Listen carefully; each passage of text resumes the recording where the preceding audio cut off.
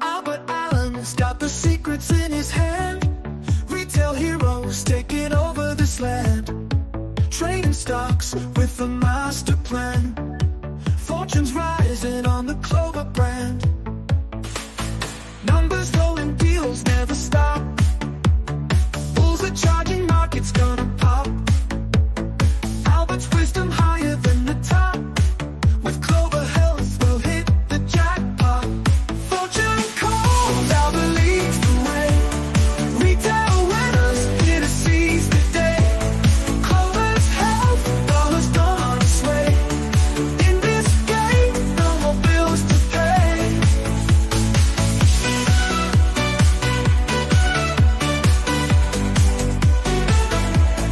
Through the highs and lows, we stay strong. Albert's voice guiding us all along. Clover's growth, we're playing like a song. Investing right, never going wrong. Stocks are climbing, reaching for the skies. Albert's insights cutting through the lies. Retail dreams standing tall, they rise. In this world of trades, we're the prize. Fortune calls, Albert leads the way. Retail winners here to seize the day. Clover's Health, dollars gonna sway. In this game, no more bills to pay.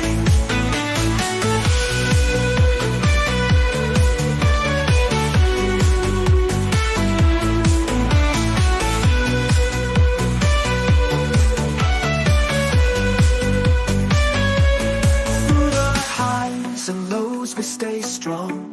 Albert's voice guiding us all along. Clover's growth, we're playing like a song. Investing right, never going wrong. Fortune calls, Albert leads the way. Retail winners here to seize the day. Clover's Health, dollars gonna sway. In this game, no more bills to pay.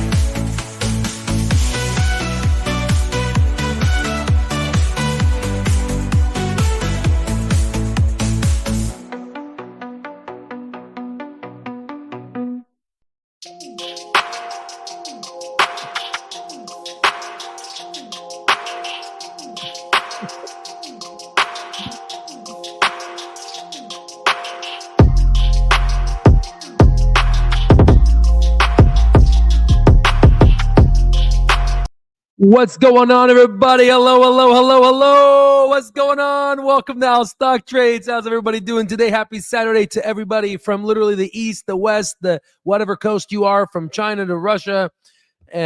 Everybody, right? Everybody. What's going on? What's going on? All right. Also Canada too, and Europe. We can't forget about that, and all of our NATO allies. All right. So what's going on, guys? Okay. So all right. So let's well, first off, let's first talk about, this is, if you look at the comment there, that's actually our book. So that's freaking awesome, right? And somebody sent me this beat with this. I did not create this. This is one of our members did. And holy shit, man, this is really nice. In fact, give me a moment for a sec. Give me a moment. I'm going to go ahead because this is so damn good. Again, I just heard this right now. So this is not something like I had planned. I just uploaded it, which is why I was late to the live, but I'm going to just send this on over. I'm going to send this on over to my gal here because I think this was really, really cool. So there's that. So let me just kind of minimize this. And then now we can add the stage to the screen here. So yes. How's everybody doing? Rafiki's first. Yes. Hell yeah. CVS potentially. That might get interesting. I apologize. Didn't mean, so we will reach out to Andrew in the future. We've talked a couple times before. Going to reach out, but obviously, we want to make a promise to him that we cannot talk about financials when it comes to this interview, because again, that's not legal. So if we were to have a interview, it would probably just be on the aspects of the Clover Assistant healthcare related talk and overall just the outlook on the Clover Health counterpart assistant brand and kind of where they see themselves in 10 years. It's just a nice little interview, but nothing on any strategic planning that is, any numbers, right? So we'll definitely have that in store, hopefully in the future. But yes, Saturday video, Oracle of Arizona or Kentucky. No, yeah, I'm getting out of Kentucky. It's hard to have internet here, guys. It is terrible. This is incredible. Oh, man, it certainly is. And welcome to Lifetime, my friend. Welcome to Life. I'm in here. Pepe from Lifetime. Nice beat. My wife heard me, and it's safe to say she's worried about me. LOL. Yeah, we're starting our own cult. I'm just kidding. No, this song is amazing. Hell yeah. Europe present. Yes, Europe is in the house. It's our anthem. Clove, right? The little Avengers. Clove Tards assemble. And we're going to literally be dancing to this in Vegas. And everyone's going to be like, what the hell is this? Like, why am I feel like in some anime movie, right? Oh my God. It's just really cool how we can all just come together and create something that we're so passionate about, right? Who knows? Maybe that'll be really cool. So what is this CVS and what we're talking about? Well, first off, let's kind of create the syllabus to this video today, okay? I slept, so I'm good.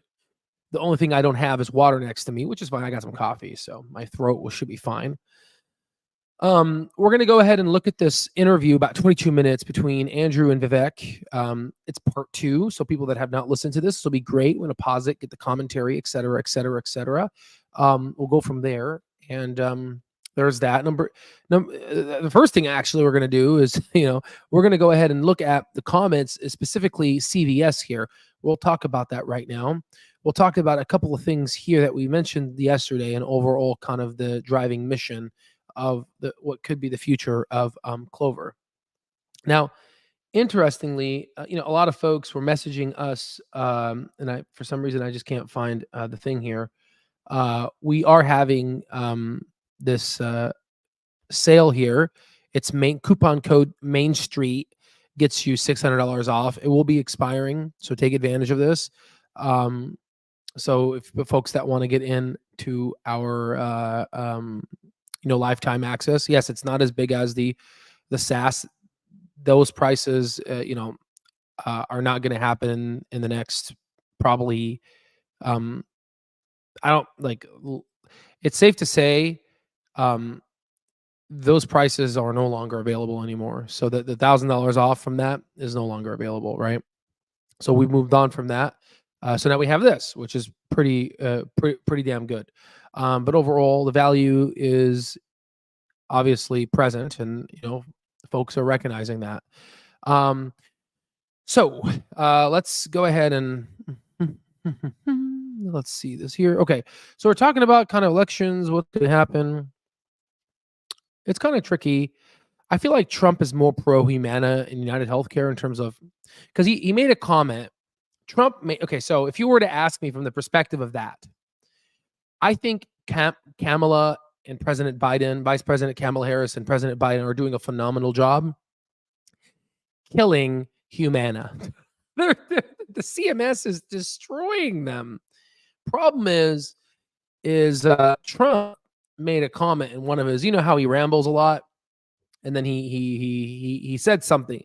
Every like 5 minutes, there's a piece of data that you can listen to. Trump said that Kamala and the President Biden administration. It sounds like almost like Arnold Schwarzenegger. My impression of Donald Trump is terrible, but they're killing healthcare. They're killing healthcare. Yes, yes, this is true. Yes, they're killing Humana, but it's okay because we're doing pretty damn good. So I'm not complaining. So my problem is, in terms of Trump's policies, great in terms of, border security. Of course, these are important things. But, he might actually throw a bone to Humana and United. So that might work against Clover. I'm just giving you that piece of the puzzle. I could be wrong. I hope I'm wrong. I want to be wrong, right? Especially in this prediction. However, there's a little bit of a asterisk to this prediction. Chamath is now pro-Trump. Okay. In fact, he's so pro-Trump, he created a fundraiser where he got Trump the Bitcoin community. The Bitcoin community all supports Trump now because of Chamath, connecting them to the Winklevoss twins. So Trump got a lot of freaking money from, Chamath, and Chamath obviously has a positive inclination to have Clover continue. So that's good. So this is called hedging, right? So Clover, from the Republican standpoint, I would say would do good because of this hedge with Chamath. And also our Greek guy who was appointed by Trump. And also Vivek, who's strategic, give $1 million to whatchamacallit. What's her name again? I forgot. The former governor of South Carolina, I think. Nikki Haley, right? So obviously this company knows how to deal with administration changes. Now, if a Democrat wins, that's fine because we have Hillary Clinton's daughter, right? So there's just, and we have Kamala destroying the healthcare according to Trump, which is working out pretty damn well, right? If you ask me. Okay. I don't know what's going on here. Again, I was in the hospital yesterday. I came home at night, but apparently Cigna resumes mega merger talks with rival health insurer Humana. This is interesting.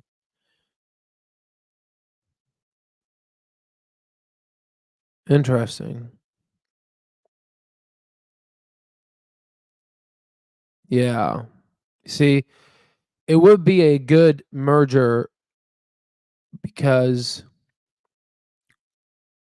Humana's dying in terms of its costs. Is in the process of selling its MA business that manages government-backed. So, it's Cigna sold its. Remember, they sold their MA plans to, because it can't compete. Cigna's $93 billion, bigger than overall Clover. This merger is kind of dangerous, so I'm sure money kind of flew out of Cigna, approximately 7%, and then money flew into Humana. That's why I was checking the news immediately, because this is an abnormal increase in the after hours, which is probably when this was posted. Again, I'm speaking to you in real time in my mind. I'm calculating this as I'm speaking to you. So if Cigna sold its MA plans and it's in talks to want to merge with Humana, which has MA plans, it's a bit it's contradictory, because why would you sell your MA members and then buy this, unless it convinces Humana to scale back on MA, which is what they're doing, which is disruption, which means that Humana can just let go of all of its MA members, right? Especially if Cigna buys them, which then means that MA members are going to be released into the wild, in which Clover can pick them up. Okay. So there's a lot of disruption happening right now. Again, Wall Street's not going to go down. Like, this is a Wall Street darling stock. Okay. And for it to be down near 50%, it definitely, there's something there.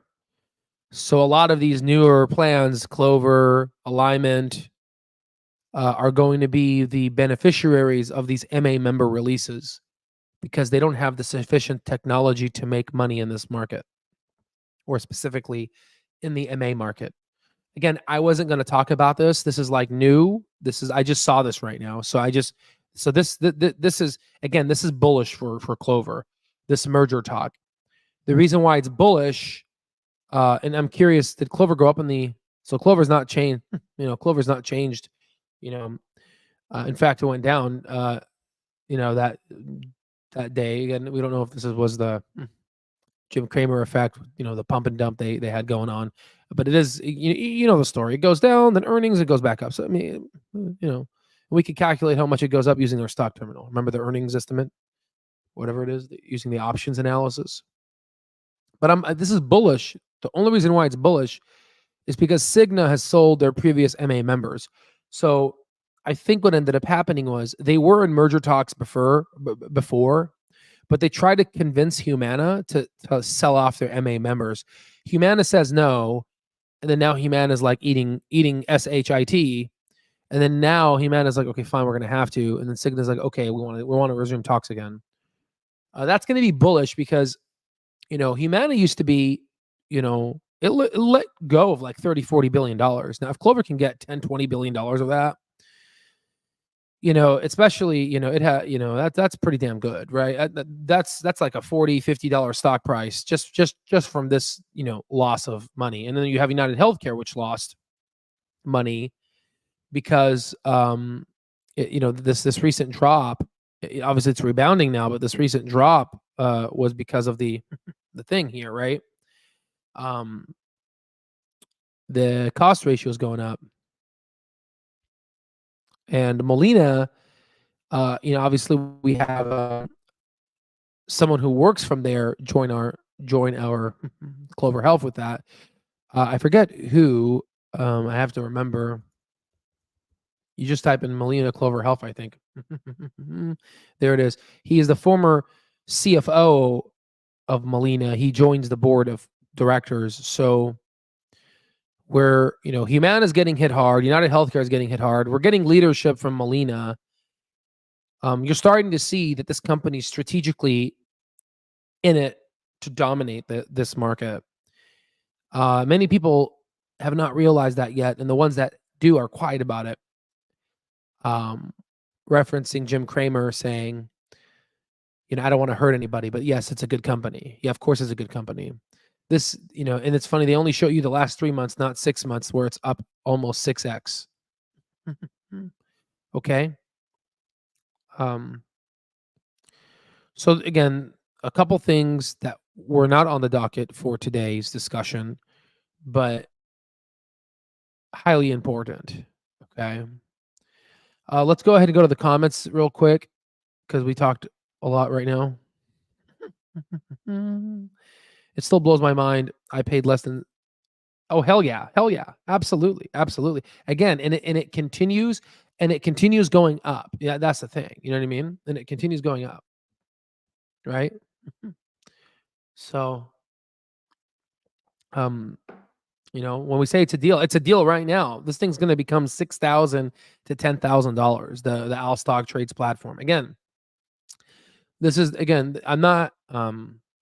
I'm not trying to make money in this. This is a platform designed it's almost like a club of really wealthy people it's going to turn into.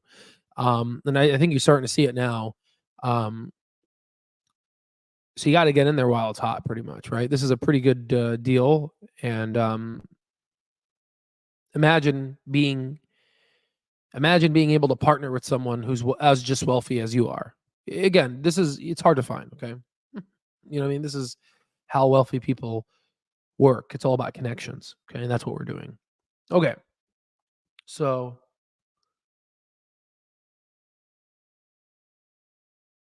yeah, exactly. Government efficiencies. And, Elon is friends with Chamath, and it's just looking like Clover is going to just do well in both administrations, maybe even more with Trump. Trump is difficult to beat. I agree. We need Trump and Kamala to keep Lena Khan as head. DC. Hello again. What's going on? Hey. 19 years ago, 25K. Oh, I'm 19 years old, 25K, my Clover Health entire. Hell yeah. So again, we'll talk about the intrinsic values when the earnings get released. We've talked about intrinsic value in the last 4 or 5 videos, I think. You have to search the history. So if you go on our channel here, we have literally 671 videos. Holy crap. On just analysis, right? And you have to go to live because I do more lives than normal videos, of course.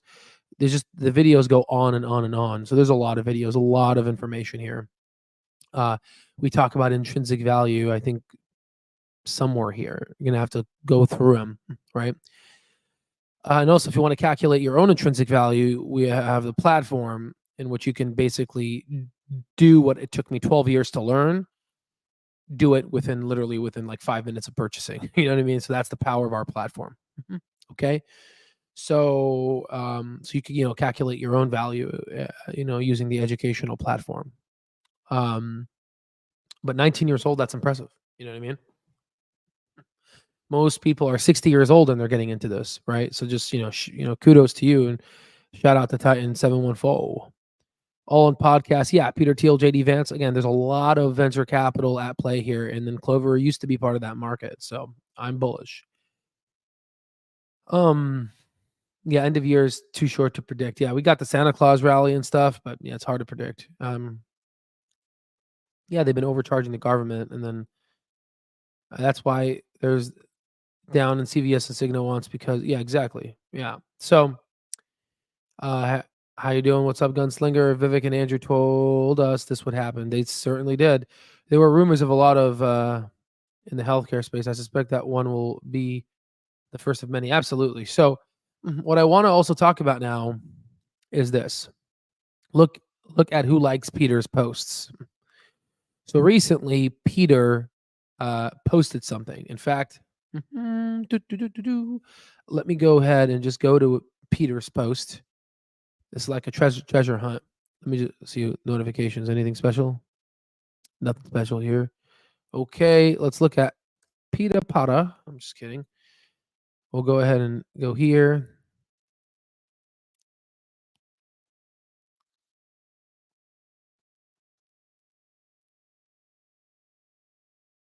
And then I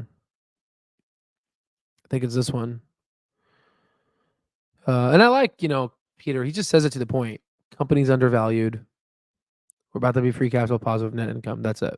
That's all I have to say.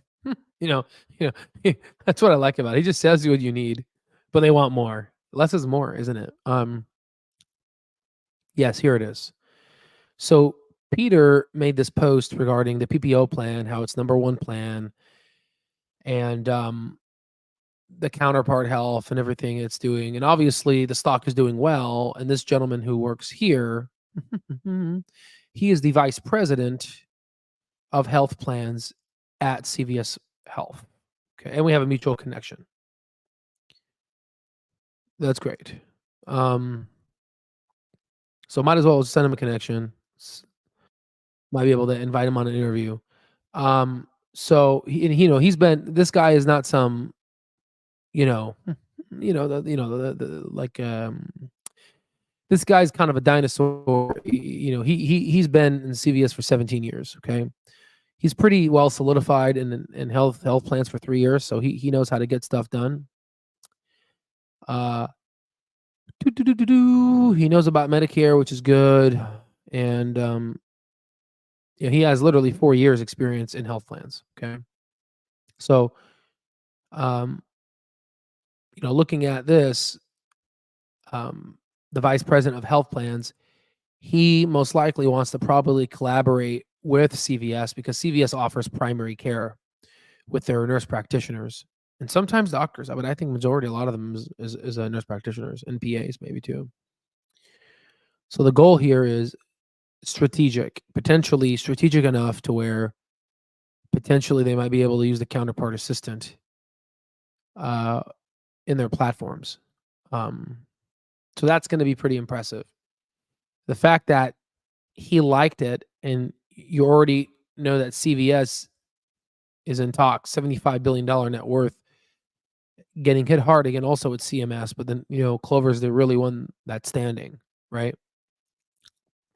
And you have CVS cutting Outlook again while swapping out a CEO for a company veteran. So they're looking at more intrinsic within their own people that know the culture of CVS, and the know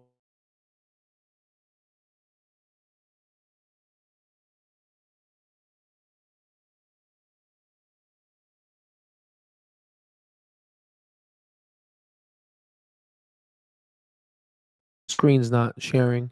You guys see the screen? Okay. Good.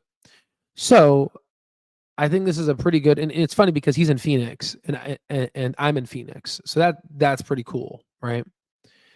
I'm in Arizona, right? So you just Google his name and you type in CVS.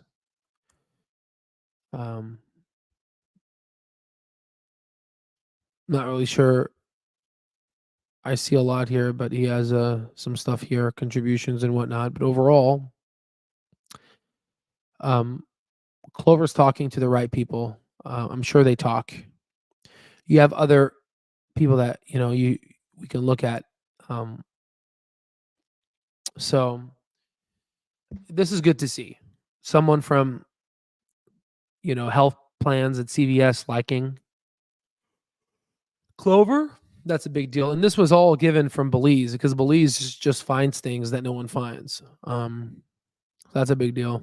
This is bigly.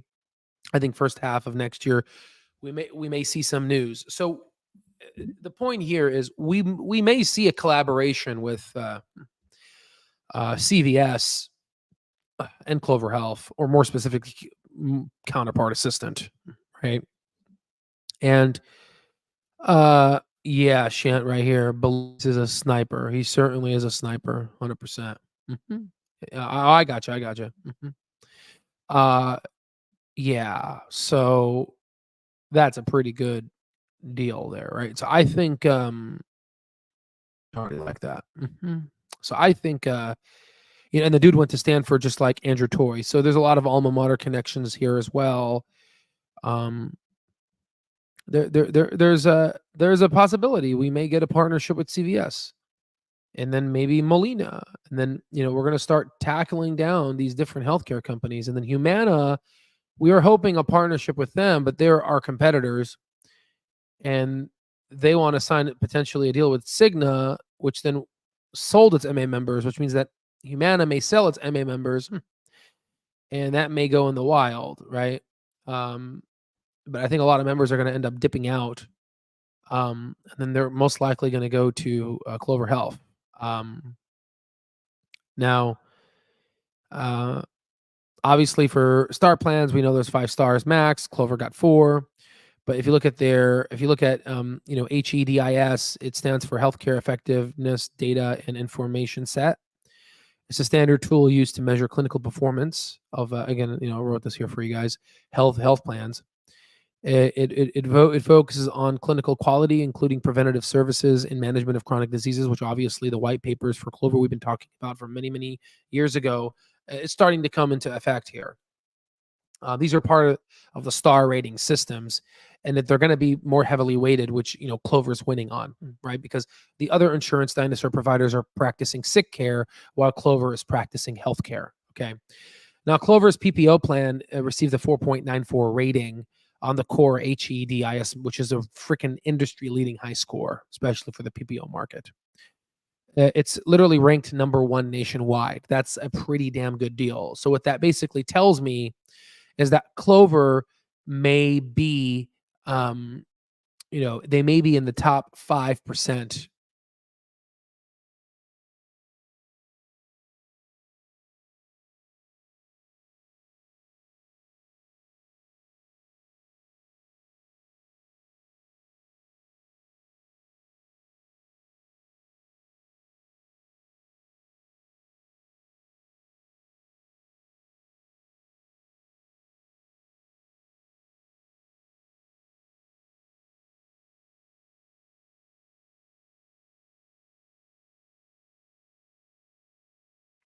So hopefully you guys can hear me.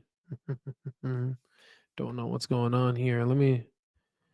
Okay, so yeah, again, this takes time. Oh, no sound. Okay, you guys can hear me now. For some reason, I don't know. The stupid thing is not. I'm back. Okay, good. Yeah, sorry guys. I'm connecting through a satellite. Maybe a bird flew in the way. I don't know. A blurred. I can't speak, right? A blurred. All right. So good. We're good now. All right, let's get back to it. So I think Clover may be in the top 3 plans. let's just do some. We've done this calculation before, but let's just kind of go ahead and do it right now. No, I certainly am. I don't like the service. It's silly service. Oh yeah, sorry about that. Yeah, so I'm sure a Vivek interview. Look at Alice, figure out more view. No, no, no, no. I'm really sorry, guys. So sorry. Um, so sorry.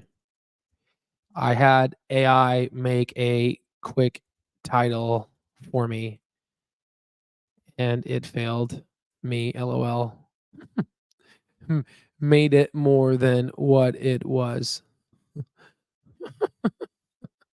Sorry. Sorry about that. So yeah, so potentially we will be interviewing Andrew Toy in the future. It's just when I talk about interview, I'm just talking about this one here, this interview. Yeah, sorry about that. But we are gonna listen to this. It released 3 days ago. Again, I was in rotations and whatnot, so I wasn't able to get to it. But let's do this connection real quick here. Okay, let's do this kind of thing here. Okay, so let's talk to the stock terminal. Let's say on average right now, according to 2024. We're just on average right now. What is the overall total market value of the Medicare Advantage? Yeah, we'll just do that. So it's around over $400 billion. So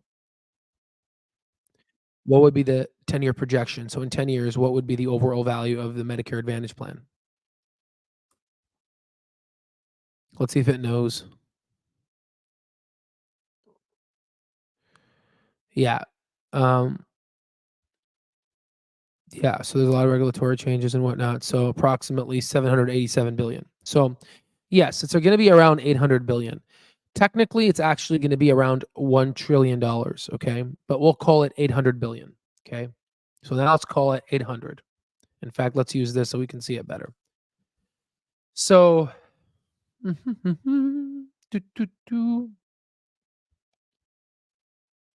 so yeah, it's going to be 1 trillion. But let's make it simple. Let's make it 800 billion. So Clover now has a 10% market control in New Jersey. Okay. So I think they're going to be maybe 20, 30% control. And they're going to continue getting market control in New Jersey. They're going to continue just destroying it, right?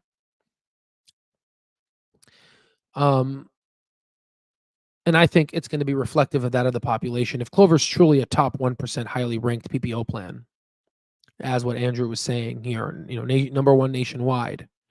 And we know this is PPO, not HMO, which means that, patients get to decide what doctors they choose. And also this value-based care, a lot of patients now are looking at insurance providers and looking at which one has the best benefits, right? And a lot of insurance providers, especially people that sell insurance that also are in our stock terminal, they're going to be looking at Clover. They're going to be educating the patients, the beneficiaries. They're going to say, oh, well, this Clover gives you more, right? And people are going to go to Clover. But again, 800 billion. But let's just say if they can do what they did in New Jersey, right, and they control 10% of 800 billion, that is going to be let's make this in let's make this in millions. So this is 8 million, this is 80 million, this is 800 million, this is 8 billion, this is 80 billion, and this is 800 billion. Okay, let's do 10% of that. You do 10% of that, you get 80,000 millions. Okay, so again, this is 8 million, 80 million, 800 million, 8 billion, 80 billion. Okay, so Clover's market cap, if they control 10% of the $800 billion, they're going to control $80 billion of the general market cap of of the Medicare Advantage. Again, this is only using 800 billion. I know they're going to be $1 trillion, and I know healthcare is going to continue going up. Now, you could have just saved yourself some trouble and just say multiplied by 10%, and there's your 80. But again, I wanted to show you guys this so you can kind of look at a different way to calculate it. Okay. So $80 billion in Clover Health, what would be the stock price? Well, it's easy. You just double it. It'll be $160 stock price. Okay. So $160, on average, let's see. 160, 300,000. Yeah, the $48 million profit there. And let's say we'll make it here, be able to make 400,000. Yeah, 2.4. I imagine making 2.4 million a month, right? That's pretty much what's going to be, right? And taking that, and this is just $28 billion a year, right? So that's a lot. Okay, so the question is when do you sell? When do you again? I'm going to be as this. Once Clover gets to the $15, $20 and whatnot, I'm not going to have time to do a lot of videos, right? If any, because I'm going to be in neurosurgery, and neurosurgery is going to be the primary focus. However, this is where people that get into our platform now reap the benefits, because our platform is going to cost, $10,000. Lifetime access is going to cost 10 grand, right? Now it's like what, 2,400, 2,500, right? $600 off. That's a pretty damn good deal, right? That's, what is that, 75% off or something off of the 10 grand. And, people, some people are going to argue, who's going to buy that? Well, again, I'm not looking for quantity here. I'm not trying to be a Meet Kevin, right?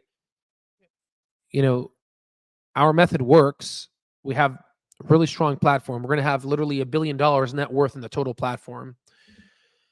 And we're all going to be multi-mega millionaires. Some of us are going to have our own jets. I kid you not, right? I mean, this, when you practice value investing, we're going to essentially have a very closed, tight-knit group, and only there's going to be certain folks that can get in. Again, right now we're in the phase where people that believe in us, again, this won't be until a while, but in terms of getting up to that 10,000, no, yeah, we're definitely not going to do that, right? No, definitely not going to do that, right? But our platform works, so folks that join now are going to be heavily rewarded. Let's just put it that way. Let's put it that way. Okay, you could talk to all the folks that join. This is the real deal. There's no BS here. Okay, I don't have time for BS. I only have a certain amount of time I have every day, and I spend it with you guys. Okay, there's no BS here. So yeah, so $160 stock price, right? The question is when is this going to happen? I think this is going to take 10, 15 years, maybe even 20 years. It took Humana and all of them around 20 years. So maybe with our AI services, maybe it might be 10 years. I don't know, right? Exactly, right? Let me see. I'm reading the comments right now. Exactly. Good. Clove be clapping. Yeah. Al's new song in the background while doing it. Dirt cheap. Al raised the price. Exactly. No, exactly. This is dirt cheap. I mean, I'm telling you, with find me, you go to Bloomberg and tell them, do you have lifetime access for your Bloomberg terminal? They're gonna laugh at you. They say it's $2,400 a month, but Al's is $2,400 lifetime. Yeah, that's our monthly price. You know what I mean? So it's a shame, right? But it is what it is. That's just how they are. Yep, I just finished interviewing. Yep, we're getting on to the interview. Al is, damn you. No, I mean, I'm not near there, dude. I just want to be able to help, right? I just want to be able to help people get to that level of financial freedom. Financial freedom is just such a, if I'm going to trade my kid, they're like, what do you want to do when you grow up? I want to be financially free. I'm going to tell them, I'm going to say that. And everyone who asked him is like, shit, that's my goal too. You know what I mean? And I'm going to teach them to say, my dad does that for people. You know, terminal worth the money at twice the price. There it is. Right out of Greg's mouth. I said mice. I can't talk. Right. Terminal worth the money at twice the price. Right. So there it is. Okay. CLOV always beats expectations. I think near 5 than 10 years. So who knows exactly? AI speed adoption so much quicker now. Exactly. So we're saying 20 years is what took the incumbents to get big. I'm saying 10 years, but with AI, it may even be 5 years. And remember, the markets is efficient now. Robin Hooders are everywhere. Robin Hood, Webull, all these people, right? The stock market is easily accessible now to the normal people, right? So money is going to have to move. Wall Street moves fast now. Okay, nice. But how is he sure he'll get into Nero? Yeah, I mean that's definitely true. I mean, definitely, I have no control over that, right? I certainly don't. Right. So 2 years, it will be 65. Yeah, I mean that'll be really nice, right? Definitely nice. Hedis weighted raw score 44, weighted quarters, PPO. Yeah, so PPO plans definitely are where it's at. Yeah, exactly. So that's the thing. Like once residency starts, I'm probably going to make a YouTube video once every maybe 6 months, or probably once every 3 months. I usually get a week off every 3 months on average, and maybe every 6 months, depends. So I may make one video maybe, which actually works out because earnings is every 3 months. So kind of liked how residency is structured to that level. Every 3 months we get so I can make a video then.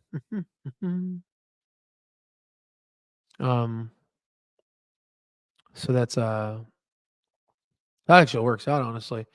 But again, we can't be doing a lot of these videos, sadly. But the platform is going to be open, and the platform, again, the goal is having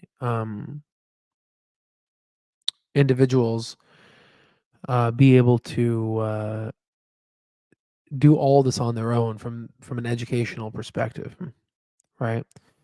That's the overall goal here, right? You know what I mean, guys? I mean, that's pretty much it right there. So the goal is not to feed you every video. Is to teach you how to feed yourself, because again, no one is going to do this better than you are. You guys, I want to empower each and every one of you. And what better way to do it than to inject 2.5 billion outputs of data into your lives? Okay. Oh yeah, I mean it's definitely and that's the beautiful part about kind of being financially free. I have the freedom to be an intern and just an intern. A lot of interns, unfortunately, there's a lot of worry and there's a lot of anger with how much they get paid. Well, I don't have to worry about that, right? I can just do my job because I think of my job as not just a job, but as a service to humanity, which is kind of different than how most people think of it. I think it's a lot easier pill to swallow if you think of it my way, um, and not as a job. Other people can think of it as such, but when you're on your hospital bed bleeding out of your brain, what kind of doctor do you want? Do you want the doctor that thinks of this as a job, or obviously the doctor that thinks of it as a job but also as his primary calling to serve you? So I mean, it's just different. It's just kind of different way of thinking. You know what I mean? What do you think CLOV growth rate will be? Yeah, I don't know. Just go in what about CVS? Yeah. So watch the video. We talked about it about maybe, I don't know, 30 minutes ago. We all found Clove. Al helped us stay the course. We will keep searching for more. We definitely will. And then we have the platform too, right? My brother's an ortho surgeon going into spine. Eventually, y'all should connect. He also does stocks, but safely with selling contracts and his shares. Absolutely. And I think what's for some reason this comment, yeah. And then Chris here with the gamma knife, yeah. Gamma knife is awesome. Yeah. If I'm bleeding out of my brain, I'm gonna call out. I don't know if you can because your GCS score, right? I mean, yeah, that's funny. I hope that never happens, right? But it's intern years, in the future is going to be tough, but being able to do it, being financially free, I feel like is the best because imagine having children, and I have a friend who's doing that, has kids, like 3 kids, and is in intern year now, and he has to get loans and do balance transfers on credit cards in order to survive. And it's temporary. It's like a 4-year residency. So he's like, oh, his idea is I'm just going to do it for 4 years, live off of credit cards, so I can help my family. Especially, you can't like live poor and feed your kids bare minimum for 4 years because they're developing. That's the most important part of their life. So you want to get in debt, especially if you're going to be an attending and so I get, it's yeah, it sucks, what I mean, but it sucks only if there's a child involved, because the parent's not there and stuff. It's sacrifice, right? It is what it is. Okay, so let me go ahead and let me just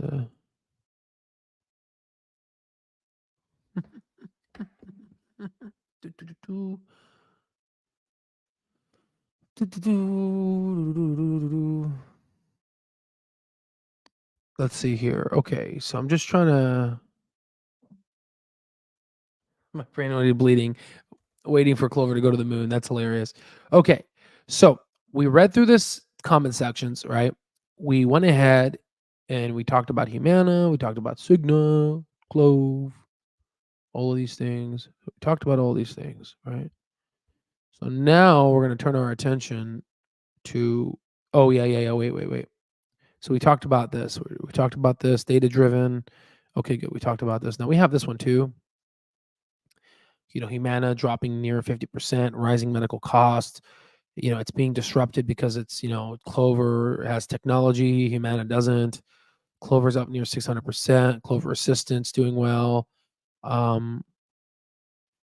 This is like personalized care, preventative care. Clover's winning. Obviously, there's a growth demand for value-based care. So you have literally customers seeking out healthcare plans that are cost savings, and Clover's part of that. So there's just a lot of good stuff here. There's rising medical costs. Again, there's a lot of disruption happening in this field. And I just wanted to just kind of highlight that real quick and just kind of put it all in text. You guys can pause the videos and read the text if you want. So that I just wanted to put that in for you guys. So I'm going to just kind of exit all these here so we can have that. And then we talked about this guy liking Peter's posts. So that's really good. So that's good. So we can just exit this. Whew, okay, and then we can just go ahead and see the, yeah, there it is. So now let's go ahead and drink some coffee. One moment.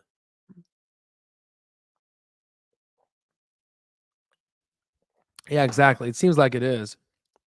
We will now have. Yeah, Rafiki is doing the calculations. Yeah. Oh yeah. Oh yeah. And don't forget to Don't forget to smash the like button. Don't forget to like the like button. Yeah, like I can talk. Right. No. Yeah. Definitely. Definitely, we should connect, Gompsy. Yeah. Or sorry, Grump. Or let's call you Grampsy. Yeah. So guys, it's interesting how this is all playing out. I'm just kind of thinking in my head right now, background here. I'm just like thinking a little. Again, this is a live, so nothing's scripted here. I just have a bunch of tabs open, and we're going to talk about them. Yeah, it seems like it, Greg, that maybe 4 could be the next 60 cents, right? Who knows, right? And then all you need to do is another insider buy, or we see when Clover is buying with their buyback. There's just a lot going on here, guys. And this is very powerful. This is very, very powerful, guys. Okay, so let's go ahead and listen to this. Let me just kind of unshare the screen here for a sec. Do, do, do, do, do, do. There it is. So we should be able to hear it soon. So yeah, guys, I mean, you know, I hope that now um you're starting to see that I'm here for you guys, of course. There's a lot of and it's a shame. I kind of wish I came online earlier rather than if we would have came online earlier, I would have showed you Nvidia, I would have showed you AMD, I would have showed you Tesla, I would have showed you all those stocks, in terms of the calculating the intrinsic value. I would have shown you all of them. So I'm sorry, I was busy, still am, but it was a lot busy. And but I hope now though, because even if I did it for Tesla, yes, Palantir, it would have said, "Oh, okay, this is true." But I think with Clover, I think, you know, with Clover, we were the only people calling it out to a point where, you look at Clover and you look at images, you see our images. You see us everywhere. You look up videos, you see us everywhere. Okay. So we were the only peoples to call Clover out. And then, it's literally a 5-bagger, soon to be 6-bagger, and soon to be, multi-bagger. It already is a multi-bagger. Okay. So, so the movements are getting large, and, we're making some money, right? So our platform is speaking for itself. And, so I'm very grateful there. So it's a 5-bagger already, right? From especially for Master of the Chin.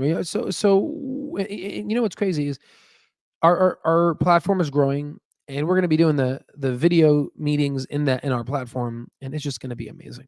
We're going to have just you know go out there, go to a bar, and go talk to somebody about stocks. They're not gonna listen. They'd rather talk about sports or whatever. It's hard to go to a cigar lounge. You're not gonna, that one, it's, alcohol's bad for you, and B, cigars are bad for you. So you have to kill yourself in order to hang out with somebody nowadays. And where is a place tell me a place where you can go to learn and talk to people about stocks. You can't. There isn't a place. Church, I don't think that's a great place to do it. I don't think that's an appropriate place. The house of God. Um, so I had to create an open platform, which is why we chose the stock terminal in its settings, because I want people to get together and talk. Because once you do that, you can create something really, really, really special here. Okay. Which is why kind of Apple's headquarters is in a circle. Everyone has to come together. We're going. Yeah. I mean, in short, to summarize the video and also probably this interview with Andrew, we're going to the moon. Okay. The horse races. I like the smoke cigars while talking about stuff. Yeah, it's nice. The problem is if you smoke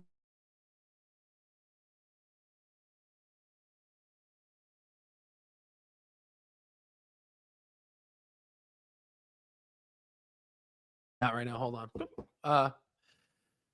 If you smoke more than 100 cigarettes, then you have to get like this thing called the low ultrasound or whatever test on your abdominal aorta. It's like a guideline. The problem is, you have an increased chance of aneurysms and abdominal aorta aneurysm, which can kill you. So, it's definitely not the best ideal situation in terms of cigars. You know what I mean? A hospital, yeah, definitely not the place. The eyes glaze over when you talk about stocks. They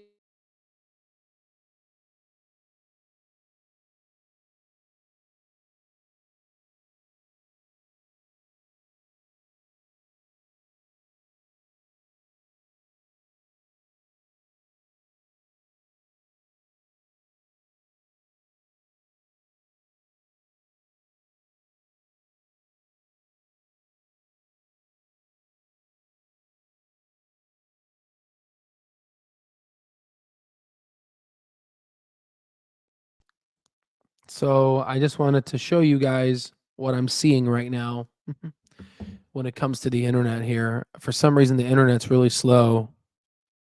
This is what it was telling me.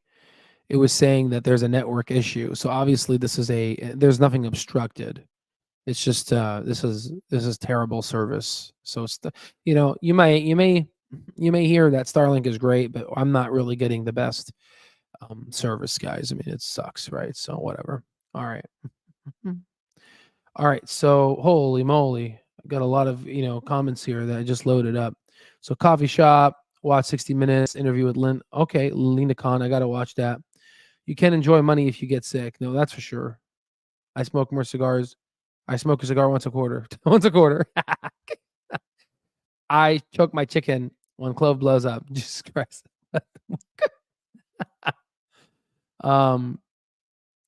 You're good now. Good. I have chicken soup. Good. So now let's go ahead and listen to this interview. Let's see what's going on here. I have, by the way, disclaimer, I haven't listened to this before. All right. Sorry, guys. Hold on. Healthcare is a health support of Clover Health. You are listening to part 2 of an in-depth conversation with Clover Health CEO Andrew Toy. U.S. healthcare is an incredibly nuanced and complex system. Given Clover has a very ambitious mission to improve every life, achieving that involves a matrix of varying interests with some pretty big problems. It takes a certain type of person to tackle these issues. Okay, so I'm really digging the music here. It's like, damn, this is like nice, suspenseful. Okay, I'm digging the music. Head on. I've always found it fascinating to understand what shapes an individual to have the determination and grit to change something for the better. Join us as we dive into Andrew's childhood and how he took his passion for computers and coding and channeled it into a vehicle for problem solving.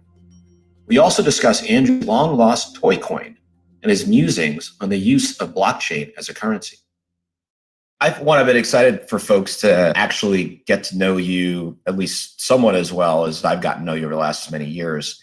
So I'd love to just take things all the way back to what I think is a really interesting, just origin story. So you obviously came to the US for college at Stanford, but I think a lot of folks don't know is you weren't just born and raised in Hong Kong, but you have a really interesting connection to Australia and actually, I think a dual citizen, Hong Kong and Australia. So it'd be fun to kind of tell us how that all came about.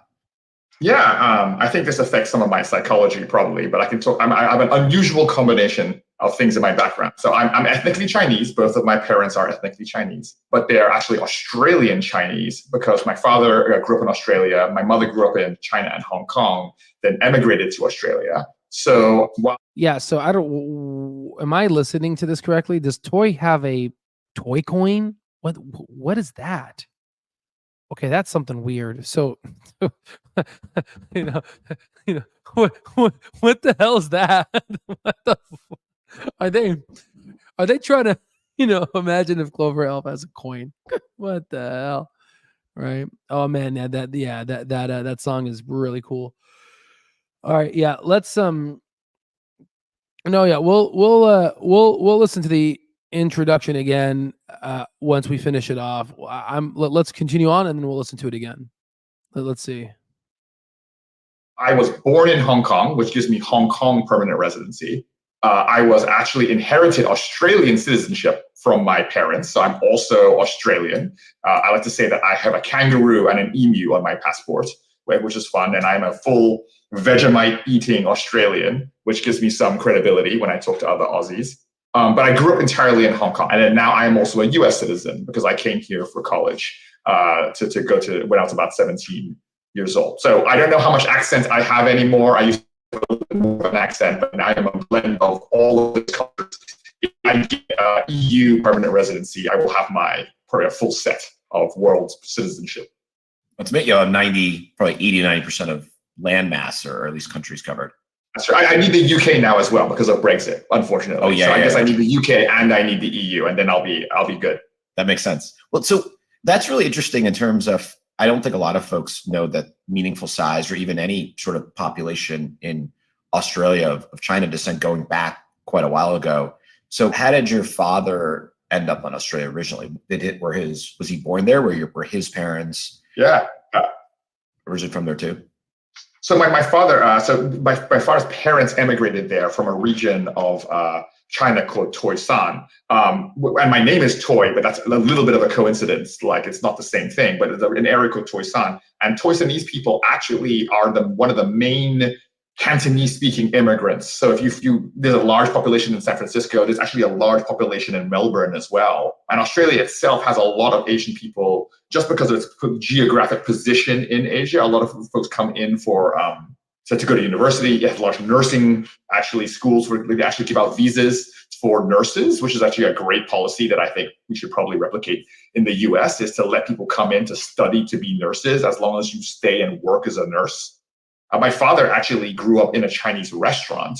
So so there's a lot of things that Vivek knows this, but a lot of things I grew up with are like slightly abnormal, but I grew up thinking they were normal. So when I grew up, I would often say, well, like home cooked Chinese food. And I would cite these things to my friends and my family.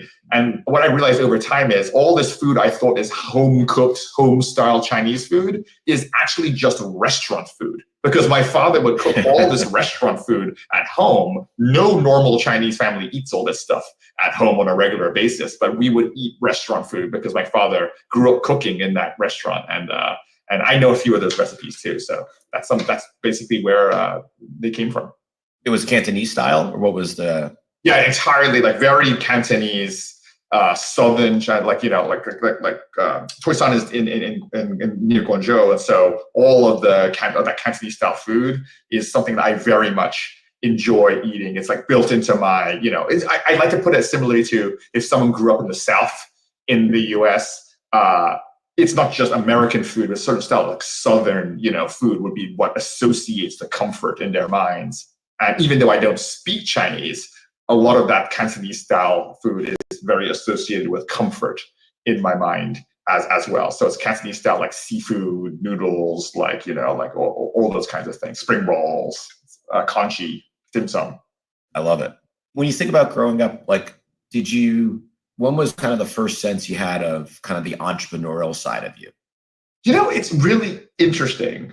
If anyone believes like entrepreneurship is genetic, then it would come from my grandfather probably, because he was very entrepreneurial in Shanghai. And honestly, like early on, I just knew that I loved computers. That's what I knew. I didn't identify as an entrepreneur. What I knew is I loved computers. I loved what they could do. Maybe it was related to the fact that I've always had Marfan syndrome, right? So my ability to do the more physical side of the world has been always limited. So when I always want to just use computers to solve problems, more and more and more problems, right? And so I think the first part of entrepreneurism is thinking broader than what you're given, right? You're like, well, I'm not going to go down a standard track. I can probably use a different track using mind and my willpower to solve problems in a different way. So I think the pathway to that entrepreneurism is, this is a thing. This is a thing that will be valuable. I will invest in building this skill set and this capability. And I've done that ever since I was a child. And then now, as I invest in that capability, how do I lever up from that capability to deliver value to society, value, financial value, based on what I have, right? I think that's a very entrepreneurial mindset. So even when I went to Stanford, I got my computer science master's and bachelor's, I was thinking to myself, okay, well, how do I create value from what I just did versus I just want to sit writing code? So when you made... Yeah, so I'm going to just pause it right here because I think this is a great time to pause. The biggest thing here for me was the entrepreneurship, but really just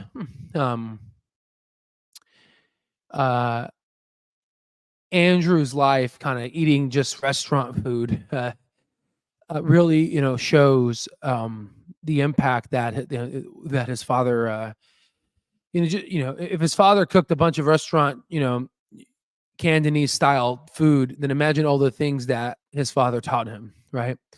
Restaurant life is all about customer service, right? So I'm sure he also got that as well. The biggest thing for the pause here, though, is talking about that entrepreneurial spirit. A lot of people laughed at me when I was doing 3 degrees at the same time. It's not normal for somebody to do, these are not 3 majors. These are 3 separate degrees. These are not like, oh, I have I'm a triple major. No, I'm a triple degree. I have a bachelor's of science in health science and physiology, which is just people that graduate with just that degree. I have a bachelor's in science in neuroscience and cognitive science, emphasizing in neurobiology, which is another degree. And then I have a bachelor's of arts in sociology, which is, I would say, you could say it's a useless degree on its own, but coupled with what I had, it actually is a powerful degree. Learning sociology really helped me speak the language of the liberals. I feel like I can really talk to the liberals because I know kind of the education that they went through, so I can communicate to them. But also, it allowed me to be able to learn how society functions and how to essentially make change and become a change agent. So again, the same thing with Andrew is saying, as I was taking these courses and as I was learning these courses, same thing with Andrew Toy. It's like, how can I use this information to benefit the world and the people around me? Which is why, if you look at my history and my accomplishments, it's a bit unusual. I'm highly accomplished, and this is not me trying to brag. There's no point in me bragging about myself. The point I'm trying to tell you is, I recognize that in Andrew, in his ability to be an active learner, not a passive recipient. Being an active learner requires a lot of effort. Like, for example, I was in my didactic meetings with, the neurosurgery, and they were talking overall about the structure of OR time, and trying to expand it, especially into the weekends. And they were talking overall about the problems of expanding it, staffing, and all these things. Now, again, about half of the room was involved in the discussion. The other half was literally tired. And some of them, about 10 to 15% of people were probably they were sleeping. They were dozing off. I was fully engaged. This information has nothing to do with me. It's not really going to help me in terms of neurosurgery, but I was using it so I can learn the dynamics of how a hospital functions, right? How to make surgeons happy, what do surgeons need. And I was learning these things. Now, this is just one example. Now, take all the things that I learn around me. I'm an active learner, okay? I like to pay attention and have situational awareness and really learn about the overall environment around me and learn it in such a way to where I, one, learn people's problems and what they're having, and two, over time, potentially have solutions to those problems when my time comes, when I have a role into this environment. So being an active learner is very good. Like, again, same thing with, how can I help people? Well, we help people by giving a bunch of produce, and obviously now with our stock trades, you've seen ultimately what we've done with helping a lot of people become multimillionaires. So again, it's good to have a bunch of people that think like this. Again, Clover, Andrew just thinks like this, and I think like this.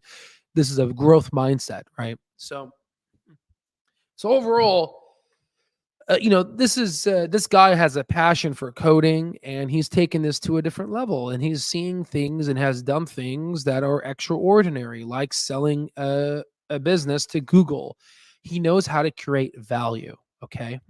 And I know how to find value, okay, and create value as well. So there it is, okay? So let's continue. Decision to go to Stanford for undergrad, and you focused on computer science there. Was it because you were mentioning kind of UK centricity? Was it a desire to come to the US? So I said, well, I'll kind of look at both, but I like the US system better. So I really started exploring it early, even though I was Australian, because I told my parents I might want to go to the US. And my mother had siblings who went to the US, so it was not foreign to them.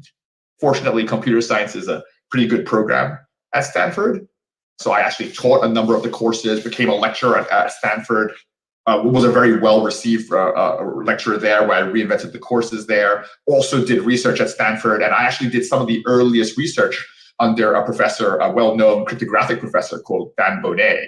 And he's known at Stanford, and he, at the time, and this was in the mid-90s, was very into something called early stage sort of blockchain, right? And so I actually did research with him on that, where I created my own currency. Like I can't remember what I called, it's called like Toy Bucks or something like that. And so I literally had my own currency. I think the paper's still out there somewhere. Wrote it cryptographically, and then programmed Stanford's vending machine, which is somewhat famous. It's gone now, I think, but it's called the Prancing Pony. But there's a very old vending machine that sells like sandwiches and stuff. So I got the key to it, opened it with permission, and programmed it to accept my toy, I guess now it would be called Toy Coin, but let's just call it that. So I had my own currency, and I accepted the vending machine to accept it, so I could buy sandwiches with my own minted coin. So a little bit of a callback to. And I did not know. That's unbelievably fascinating. Was it a similar construct to what Bitcoin ended up being, where there was a limit? There was essentially a code that needed to be cracked to get access to each incremental coin, and sort of increasing difficulty over time, and kind of a limitation of the amount in circulation. To some extent. So the main part I was focused on, like if you want to use blockchain as a currency, right? There's a number of things that you have to have in there. So you have to have an algorithmic way to limit the way the asset is generated. I wasn't doing that. I could print as much Toy Coin. I was the central bank of Toy Coin, so I could just create as much as I wanted. That's not what I was doing research-wise. Every coin could only be spent once. We don't talk as much about this with blockchain, because blockchain solves this already. It's not a Bitcoin thing. It's an underlying part of blockchain, is that you can only use, because the ledger records how it's used. That was a way earlier, right, when I was doing my research. And so what I was proving was every coin that I minted, and I could mint as many as I wanted, but every coin could only be spent once ever, anywhere. And that's where where I was focused research-wise. That I could not reuse the coin, basically. That's fascinating. There was I was reading something on China's goal in moving everyone to digital currency was actually to motivate potentially increased consumer spending. So where it would expire after a certain date if you don't actually spend the money in a certain way. Yeah, I think that, and this is something that, I know people think about this, or like a lot about the currency aspect. But an interesting thing I always thought about, because I don't dabble too much in Bitcoin or the actual crypto side of things. Like I stayed away, academic interest in it. But whenever you look at it, the reason why you want something like the blockchain that's under there is because you can have a lot of recorded ways to have a distributed way of actually having a currency, right? What you want is a digital currency, there's much simpler ways to have digital currency than blockchain. And I think people have conflated those two things quite heavily. There's interesting stuff that I always think about with the blockchain, where I'm like, well, it would be very interesting if people wanted to contribute life sciences data, right, anonymously. Guys, I just figured it out. Yeah, I figured out who Satoshi is. I'm just kidding. Okay, let's continue. That was a joke. You know Satoshi? All right. Or known, and you can actually get return on the data that you contributed into the system, so that if there was ever a therapeutic that was developed using your data, you would have a part ownership in that therapeutic, right? There are ways you can use the ledger to do things like that, which I think are very cool, because that then the distribution is actually powerful. So anyway, that's just a random segue into how I think about some of the stuff in the blockchain world. It's interesting. It probably says a lot that you, more than almost everyone out there, about it well before and chose to avoid it. So that is interesting. So you've talked a bit publicly about having Marfans, and I think a lot of folks who aren't familiar with it, it's something that you can have a full normal life, but there's just from a physical activity. So yeah, Toy has publicly stated that he has Marfan syndrome. Let's see. Let me see if I can find us some good or useful data that talks about Marfan, something that's guidelined or something like this. Let me just give me a moment. Let me just make sure. So yeah, just very quickly as I'm searching for this. So Marfan is a defect in your fibrillin fibrillin gene.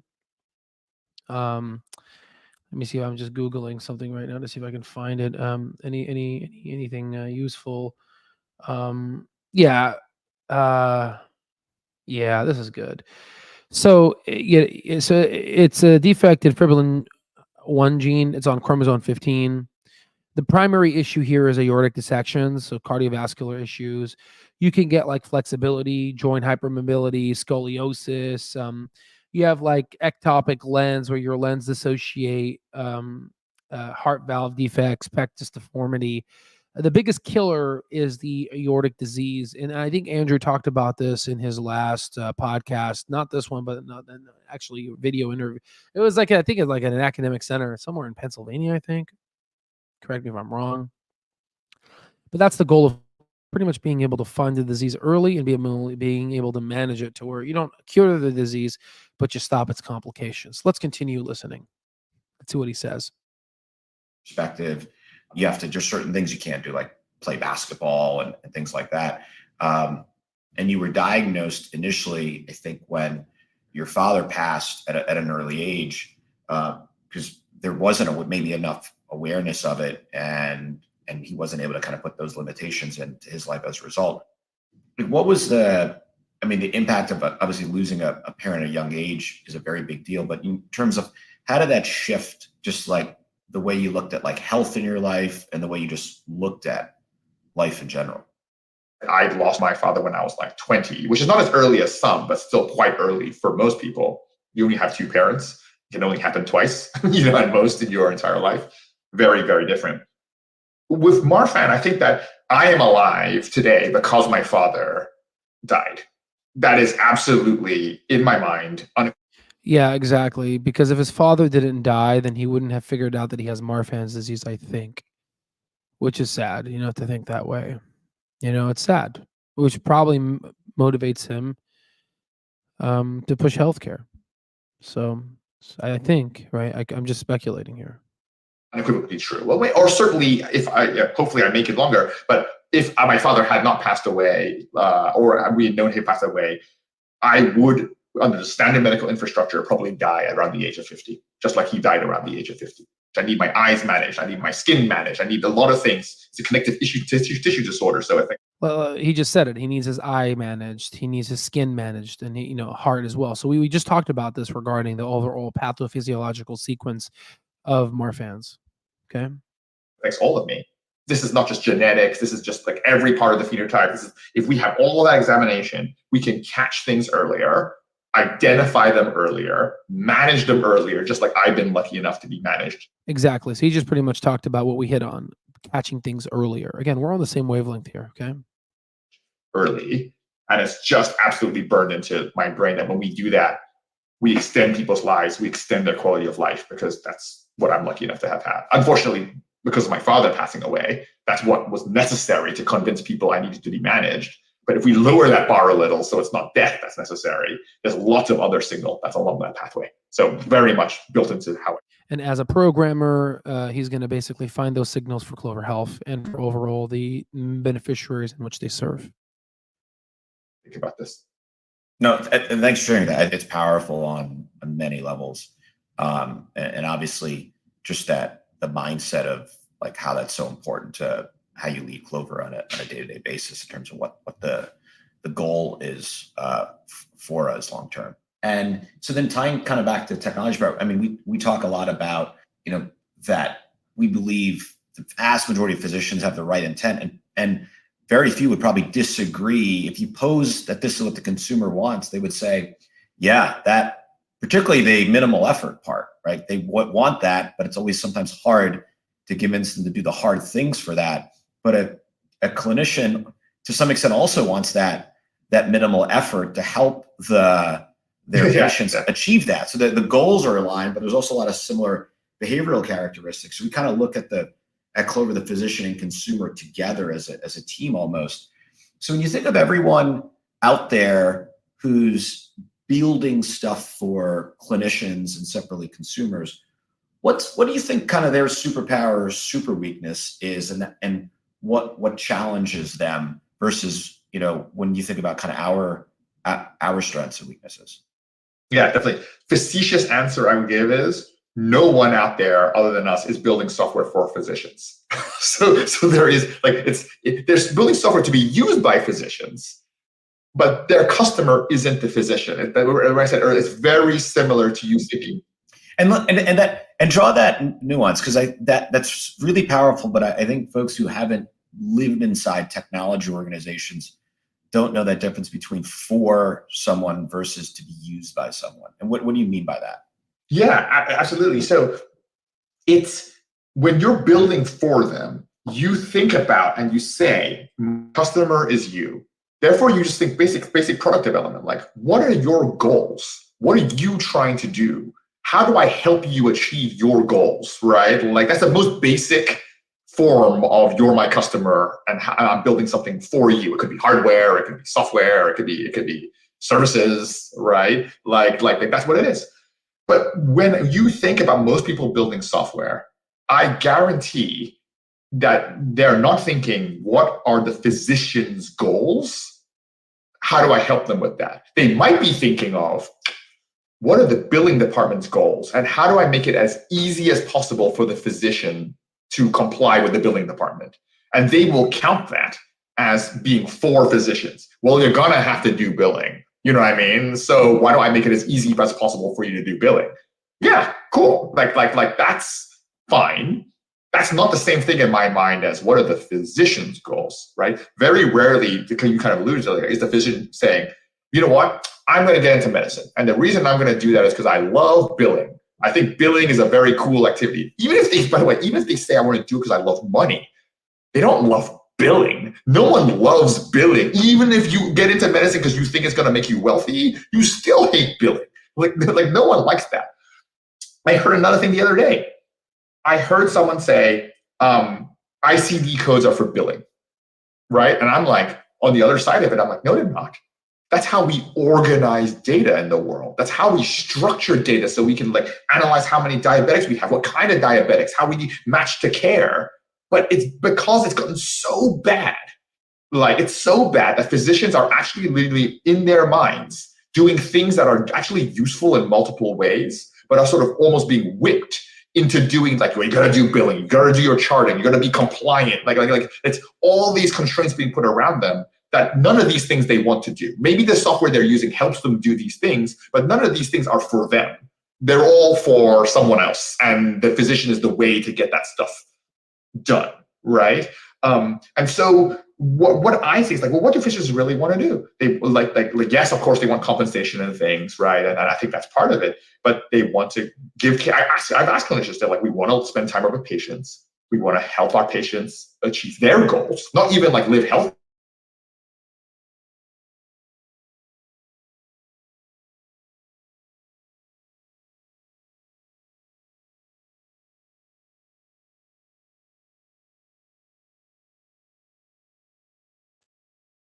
The internet's chopping up again. I just pause it real quick. But overall, he's in the mind of the physician. What did the physicians want? And when you have something like that, and when you build a product around that, success follows, of course. Okay, because physicians know exactly how to help patients and know how to extend their life through science and the scientific method. Not a businessman, but physicians know how to do it. So if you empower the physician on what they want, then you're good. Okay. Thank you guys. Appreciate it. Thank you, Sheriff. All right, we're good now. Let's go ahead and play it. That our superpower is that, and lots of time later to talk about our alignment of incentives, but for now I'm saying I think our business model, our vision, our mission are all aligned with that of the physician. So when we build software for them, we really are trying to build software to help them achieve their goals, to help. And the same thing how we built Al Stock Trades. I mean, there's a lot of similarities here. The goal of Al Stock Trades is you guys, right? When you guys use our software, when you guys use our brain machine and our intrinsic value calculation, what's the goal here? The goal is to ultimately financial freedom, and that's that's what people want, right? Obviously different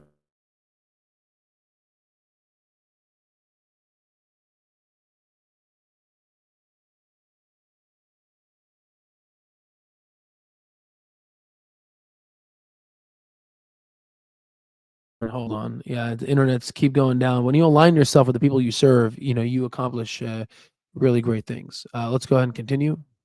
Help them then help their patient. Because at the end of the day, also, I've also been asked multiple times, well, are you building software for the patient? Because the patient is your customer. And so here's how I square that circle. I'm building software for the doctor, but my patient is my customer. That's absolutely consistent in my mind, right? But people are like, well, then why aren't you building software for the patient? That's what you should, isn't that what you should be doing? And we might do that in the future. But what I say is, the reason is our best UI to the patient is their doctor. There's no better UI to the patient than their doctor. They want to hear from their doctor. They want to have that trusted relationship with their doctor. The better we make that PCP especially, the better we can get results for that patient. So to me, it's not a relationship difference. It's a UX difference. It's a UI difference where the assistant and platform and the doctor are together making a better supercharged doctor. And that UX is now more powerful, and that trusted relationship is now delivering the result to the patient in the way that the patient wants. So those are one and the same thing, though I could see that being different to somebody looking at it from a higher level.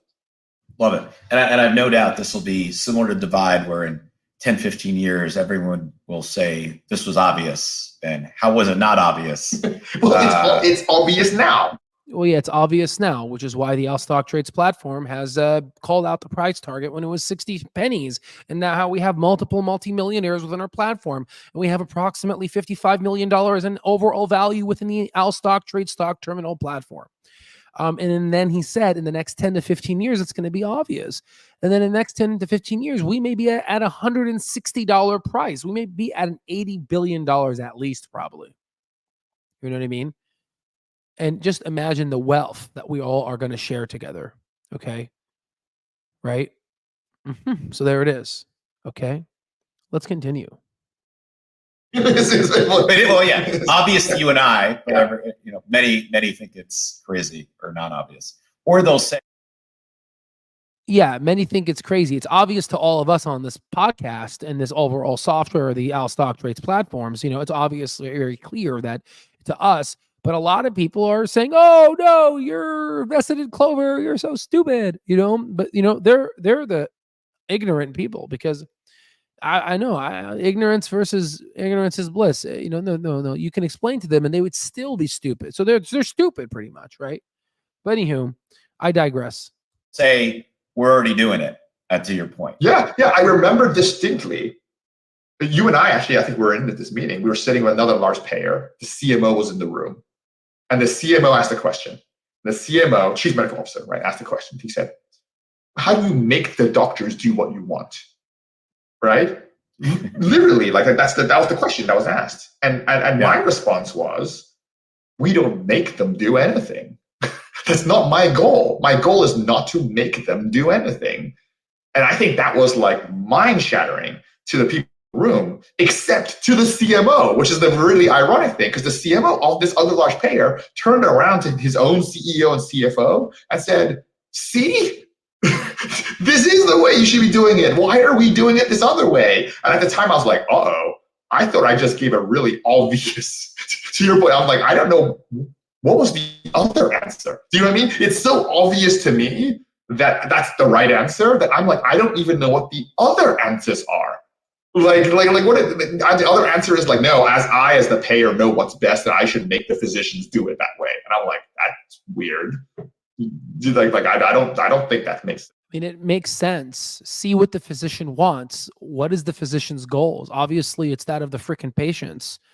Help them with those goals. Supercharge them with artificial intelligence and let them achieve those goals. And ultimately, you're going to have a healthier patient that is less of a tax burden on the American health payer, and that ultimately will save money, which will ultimately translate to free cash flow, which we can calculate in our intrinsic value. And then we are all getting rich, and while people are getting healthier. Sense, right? And so another interesting way, it's not just that what we're doing is non-obvious. It's because what they're doing right now has made them so successful that is the only obvious pathway. Like, once again, the keyboard is obvious to the BlackBerry people. They're like, it's so obvious. I don't even know why we're debating this. He just said it. He just said it regarding the keyboard and BlackBerry. Didn't I tell you? BlackBerry to Apple, Blockbuster to Netflix, taxis to Uber, Humana to Clover Health. Are you starting to see what I'm saying, guys? This is called disruption. Are you getting it? Again, we don't have a lot of people in our platforms in terms of our subscriber bases on YouTube. We don't have 1 million subscribers, but yet a lot of us are going to be multimillionaires. We're already multimillionaires, you know what I mean? And even many more. Every single day the stock goes up. Many multimillionaires are minted, okay? You know, it just shows you kind of that meme, you know what I mean? Where like there's a one person here has a lot of lines and it's some bullshit, you know, doesn't work. And the lifestyle change is the one that only has a couple of people, but that's the one that actually works. Right. So let's go ahead and continue. And that is the flaw in the. Love it. I remember that. It's a great story. Thanks for listening in on our discussion. Join us next time as we dive further into how Andrew's personal health experiences shaped his views on the U.S. healthcare system and why he is so passionate about changing it. So this is becoming a big deal now where this could be the next, you know, Tesla of healthcare. Okay. And we're doing it here together. And we were the only people that are talking about it to this degree, calculating the value from a retail community standpoint. And we have a freaking software to attach to teach you how to go from zero to hero. Okay. And I'm very passionate about this because we're literally changing lives. So for all the folks that are interested, go to our Al Stock Trades platform, type in Main Street coupon. Again, we've had, I think 2 people yesterday did not do that. You can pick the bundle or mastering. It's just a one extra course, $50 more. But you get everything pretty much in both in terms of the stock terminal. You get those in both pretty much at lifetime access, one-time payment, lifetime access. And you can use a firm to finance it if you would like. But again, you just type in Main Street. Oh, hello. You type in Main Street here. We had 2 people that did not do this yesterday. But don't worry, we took care of them. But you get $600 off. Definitely take advantage of that because, again, we help you find financial freedom. That's literally what this turned into. Okay. So there it is. Yeah. Join. Best advice. Here is Master the Chin. Join. Best advice I could give. I mean, speak to the members that are part of the team. The value is there. Okay. The value is there. That unfortunately expired. We do not have that anymore. That is gone. And soon we will not even have this one. Right. You know, prices will be increasing on top of that too. So, but again, the deal is there, right? The deal is there. So, the value is there. So, okay. So came across, yeah, I mean, a lot of people are thinking like this, and it's good to kind of share this, and we all get a collective. You know, I welcome lower prices because, you know, we could do more, right? In terms of other people getting in. Clover is on the brink of disruption in the industry. I would like to, I think they prime candidate to be bought out. I don't know because Vivek doesn't want that and he owns a lot of voting rights. I personally hope not. However, I think Clover potential upside is incredible. Yeah, I don't think they're going to be bought out. That's just my opinion, right? But ladies and gentlemen, it's always a privilege. Shout out to the 95 people watching on X, 78 people watching on YouTube. So very excited to have you guys here and yeah, take advantage. And again, it's $84 a month with the lifetime access. So you essentially get it, you know, it's like literally 15% APR, $83 a month for 36 months. And then you get access lifetime, or you could just, you know, it's a one-time payment, right? Regardless if it's this or this, lifetime access. All right, guys. Well, that's all I have for you. I hope you enjoyed the podcast with the Andrew here, right over here, and then overall our analysis regarding Clover Health. We'll go ahead and do an intrinsic once we get closer or near after earnings when we get to see what's going on. But overall, I'm very happy about what I see, and we're going to do some really cool things together, okay? Andrew is definitely a rock star, and props at him for being vulnerable and sharing with us, right? Heads will be rolling. That is for sure. Money doesn't solve problems. Look at Steve Jobs, 100%. Exactly. It's always a balance. Too much is bad too, okay? But that's the whole thing. My friend Bazul, what's going on? I sent you a message. Definitely respond whenever you get a chance. Thank you, Master the Chin. I love each and every one of you. Thank you for supporting the overall mission of what we do. And yeah, let's go ahead and do this one again. This one's fun. Albert Allen's got the secrets in his hand. Retail heroes taking over this land. Trading stocks with a master plan. Fortunes rising on the Clover brand. Numbers rolling, deals never stop. Bulls are charging, markets gonna pop. Albert's wisdom higher than the top. With Clover Health, we'll hit the jackpot. Fortune calls, Albert leads the way. Retail winners here to seize the day. Clover's Health, dollars gone sway. In this game, no more bills to pay.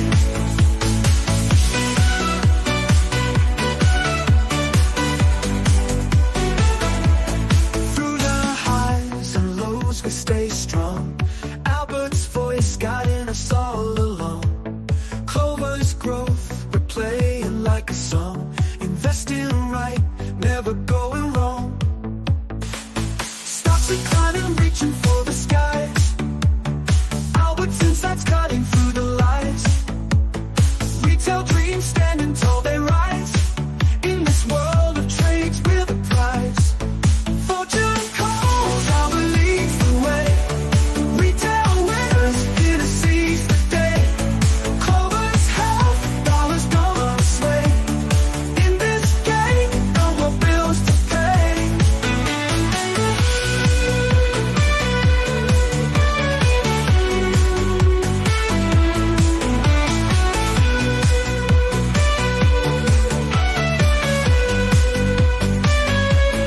Through the highs and lows, we stay strong. Albert's voice guiding us all along. Clover's growth, we're playing like a song. Investing right, never going wrong.